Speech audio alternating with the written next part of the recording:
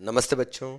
आज अपन भूगोल की कक्षा में पृथ्वी की आंतरिक संरचना के विषय में अध्ययन करेंगे। पृथ्वी का ऊपरी भाग जो अपन जानते हैं एक गोले के रूप में है, यानी थोड़ा दबा हुआ गोला।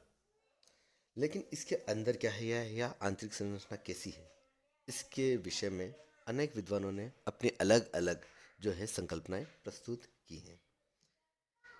बहुत सारे विद्वानों ने कहा कि ये ठोस है, बहुत सारे विद्वानों ने कहा यह तरल अवस्था में है, किसी किसी ने वायव्य अवस्था का भी जिक्र किया है। लेकिन वास्तविकता क्या है, इसका पता लगाने के लिए हम विभिन्न प्राकृतिक और अप्राकृतिक संसाधनों के आधार पर यह पता लगाने की कोशिश करेंगे कि आंतरिक संरचना किस प्रकार की है। क्योंकि पृथ्वी का जो केंद्र है गहरा, वो कितना है ये कोई नहीं जानता।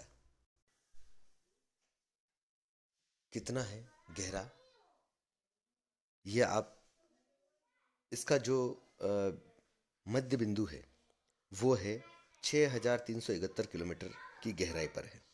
लेकिन अभी तक जो खुदाई हुई है वो कितने किलोमीटर तक हुई है? 4 या 5 किलोमीटर, अधिक से अधिक जो है 12 या 14 किलोमीटर तक ही गहराई तक अपन जा पाए हैं। तो इस प्रकार से अपन ये पता नहीं लगा पाएंगे कि उसकी गहराई के अंदर क्या चीज़ें हैं। इसके लिए हमें क्या करना पड़ेगा? हमें बहुत सारे संसाधनों के साथ ये पता करना पड़ेगा कि पृथ्वी की आंतरिक बनावट या संरचना कैसी है।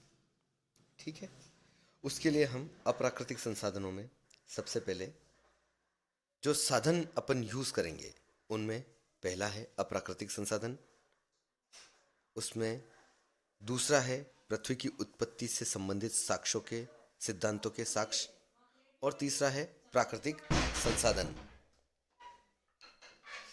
अप्राकृतिक संसाधन में तीन चीजें हैं: घनत्व, दबाव और तापमान। प्राकृतिक संसाधनों में ज्वालामुखी उद्वार और भूकंप विज्ञान। सबसे पहले अपन बात करेंगे अप्राकृतिक संसाधनों में घनत्व की। सन 1686 में न्यूटन ने गुरुत्वाकर्षण नियम का प्रतिपादन किया। उसमें उन्होंने बताया कि प्रकृति में प्रत्येक दो कणों के मध्य लगने वाला आकर्षण बल उन कणों के द्रव्यमानों के गुणनफल के समानुपाती तथा उनके बीच की दूरी के वर्ग प्रतिलोमानुपाती होता है। ठीक है, इसी सिद्धांत के आधार पर सन 1774 में पृथ्वी का औसत घनत्व 5.5 आंका गया। परंतु महाद्वीपों का जो ऊपरी सतह जिसको अपन क्रस्ट मानते हैं उसका घनत्व 2.7 माना गया है या 2.7 है। इस प्रकार हम कह सकते हैं कि जो ऊपरी भाग है उसका घनत्व क्या है? कम है। क्योंकि अगर पृथ्वी का घनत्व 5.5 और ऊपरी चट्टानों का घनत्व 2.7 है तो इसका तात्पर्य यह है कि जो अंदर भाग हैं उनका घनत्व क्या होगा? अधिक होगा। एक अनुमान के तौर पर यह माना गया कि 2,900 किलोमीटर पर यह घनत्व लगभग 5.6, जो कि एक मेंटिल का हिस्सा है, और इसके बाद है बाह्य क्रोड, यहाँ पर लगभग 9.7 है, और आंतरिक क्रोड जो है वो लगभग 11 से 12 तक इसका घनत्व माना गया है। अब और बहुत सारे विद्वानों ने तो इसको 17.9 तक भी माना है। लेकिन पृथ्वी के आंतरिक भागों में अत्यधिक घनत्व किस कारण से है, उसके विषय में दो मत प्रस्तुत किए गए हैं। उसका कारण है आंतरिक भाग में स्थित चट्टानों का चट्टानों के द्वारा जो दबाव है, दबाव अधिक होने की वजह से वहां पर घनत्व जो है बढ़ जाता है। ठीक है। नंबर 2, पृथ्वी का कोण ऐसी चट्टानों का ही बना हुआ है जिनका घनत्व पहले से अधिक है। इस प्रकार यह माना गया कि पृथ्वी की अंतरतम या जो आंतरिक क्रोड़ है या जो क्रोड़ है वो निकल और लोहे यानी निफे, निकल और फेरियम यानी आयरन का बना हुआ है, जिसे अपन निफे भी कहते हैं, का बना हुआ होता है जो कि अत्यधिक घनत्व का होता है। और इसके जो पक्ष में बहुत सारे विद्वान हैं, बहुत सारे विद्वान जो हैं वो इसके पक्ष में हैं कि हाँ ये सही है। क्यों इसके पक्ष में भी तर्क है? क्योंकि पृथ्वी एक महान चुंबक की भांति व्यवहार करता है, जिसके कारण पृथ्वी के चारों ओर चुंबकीय क्षेत्र है, जिससे यह सिद्ध होता है कि पृथ्वी के आंतरिक भाग चुंबकीय लोहा और निकल द्वारा ही निर्मित है। पृथ्वी से जो गिरने वाले उल्का पिंड हैं, उनका जब अध्ययन किया गया तो उनका निर्माण भी लोहे और निकल जैसे भारी पदार्थों की प्रधानता रही है उनके निर्माण में। तो इस कारण से भी ये माना गया कि वो निकल और फेरियम से बना हुआ होगा। नंबर 2, दबाव। पृथ्वी के आंतरिक भाग में जो ऊपरी भाग से जितना जैसे जैसे अंदर जाएंगे उनके ऊपर दबाव कितना ज़्यादा होगा, ये दबाव ही क्या होता है कि घनत्व को क्या है बढ़ देता है ना। ठीक है। दबाव और घनत्व में अनुकूल संबंध पाए जाते हैं, यानी जैसे जैसे दबाव बढ़ेगा घनत्व में अभिवृद्धि होगी।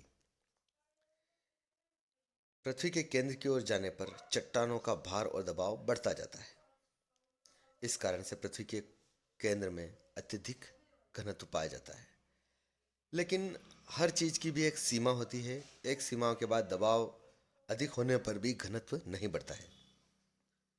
अतः स्पष्ट है कि अंतरतम के ऊपर अत्यधिक दबाव है और दूसरा वहाँ पर खुद ऐसी ही चट्टानों का बना हुआ है जिनका घनत्व पहले से अधिक है। क्योंकि अत्यधिक दबाव होने पर भी एक लिमिट के बाद क्या है उसका घनत्व नहीं बढ़ता है।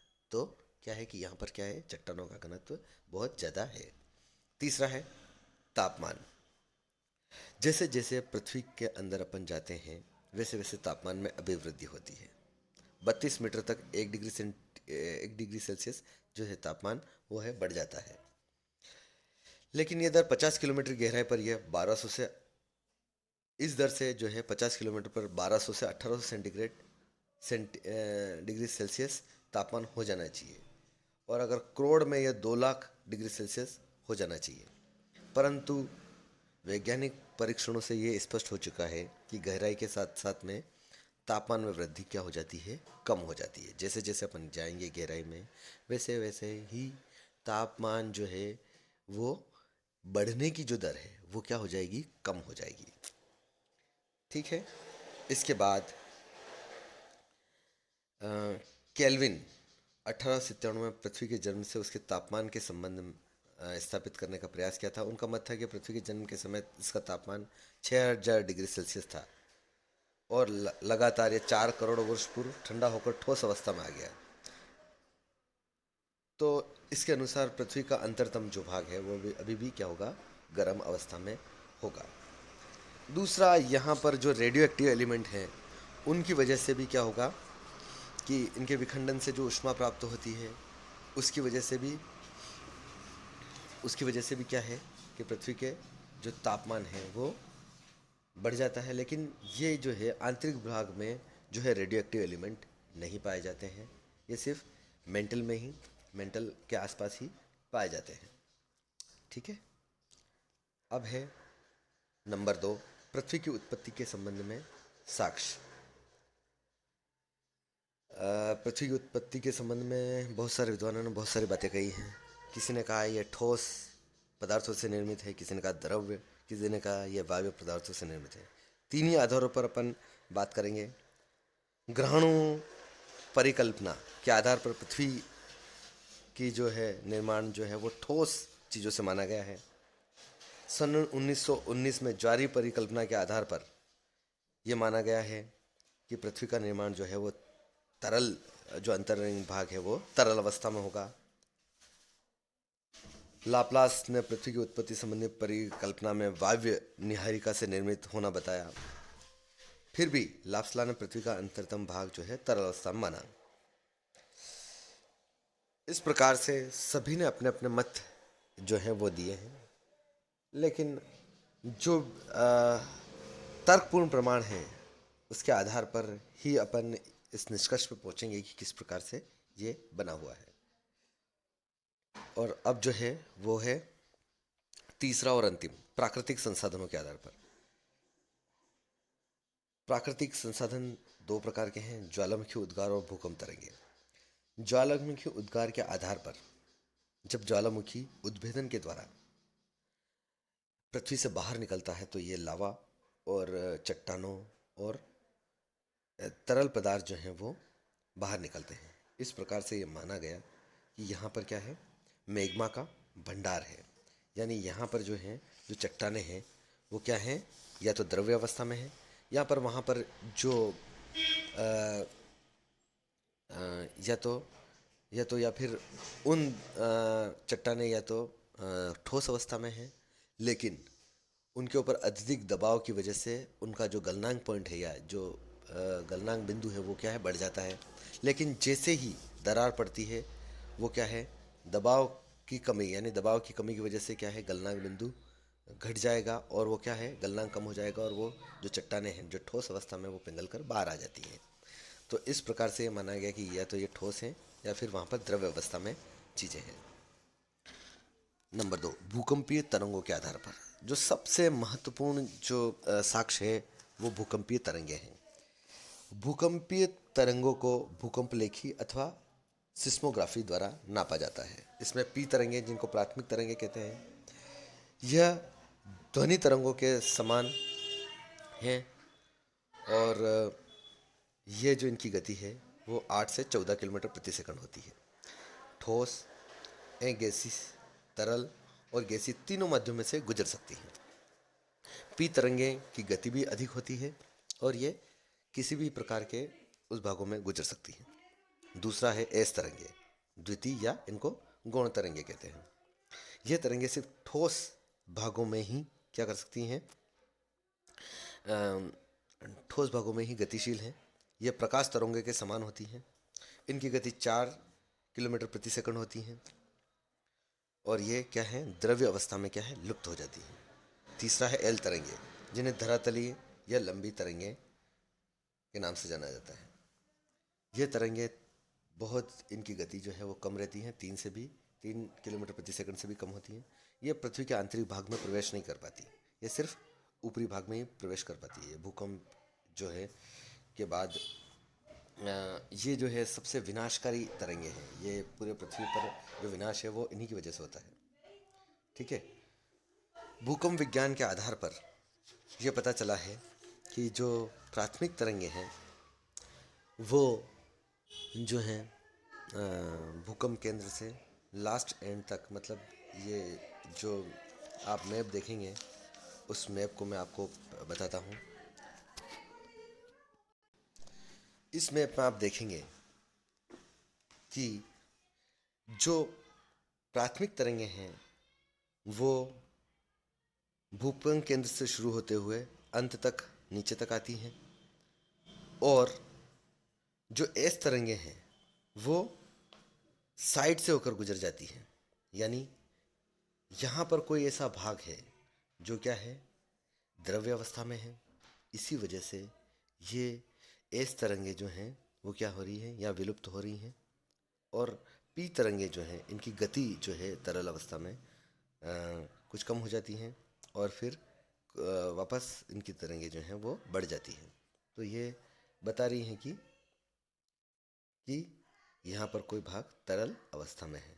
यहाँ पर जो छाया क्षेत्र जो विकसित हो रहा है, देखिएगा आप, तो इस छाया क्षेत्र का मतलब ही यही है कि यहाँ पर कोई ना कोई भाग जो है वो क्या है, तरल अवस्था में है।